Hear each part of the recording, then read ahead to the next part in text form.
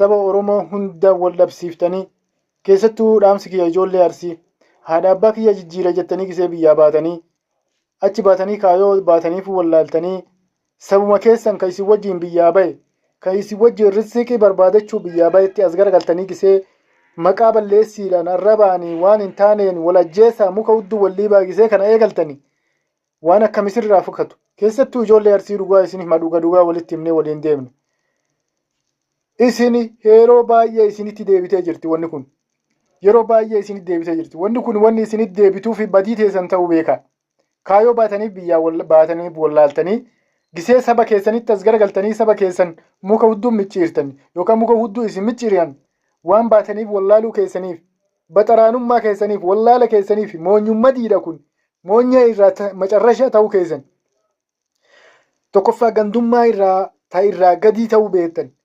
Qotteedha waan akkanaa kanarraa bilisa bahaaboo salphattanii jirtanii isin wallaaltanii jirtanii hedduu takka irraa macarrashaadha.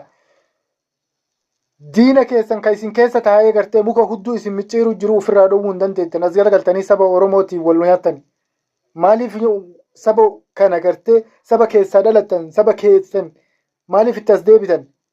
Diinaayyuu tokko ofirraa dhowwuu hin dandeettanii kan isin keessa taa'ee gartee dachii teessan irraa fudhatee isin keessa waqaratee taa'uu jiru maaliif ofirraan kaasina? Tishiyyuu hin jenneeni takka. Saba keessan kan isiniif quuqamu, kan isiniif na'u, kan isiniif yaadu.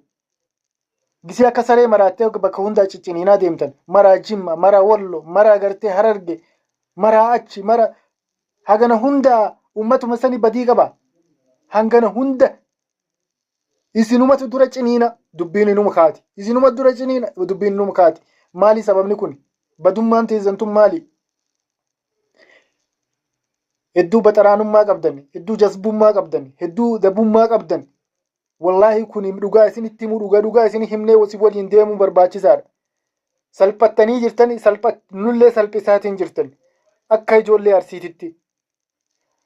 Arsiidha. Arsii sarnooma qorsaa maalii midhaamni asirraa afaan baatee ati iyyaatiin ooltu wanni takka hin jirtu. Arsiin Harargee gadii miti. Harargeessis olii miti. Akkasuma Wallos Arsii gadii miti. Arsiis olii miti. Haguma tokko. Oromoon kutaan 11 hanguma tokko. Ammoo faaruu malee, qoxxee malee, gandummaa ta'e malee, jazbummaa ta'e malee wanni ati asirraa fidaatiin jirtu tokko yoo jiraate natti himi. Mee akka Arsiititti Oromoof dhaabbattee akka Arsiititti maal fidaatiin jirta? Yoo qoodaaf Oromoo karaa miskiina karaa deemu fichisiisaa jiraatte gandummaadhaan, hannummaadhaan karaa hin taaneen fixaa jiraatte malee.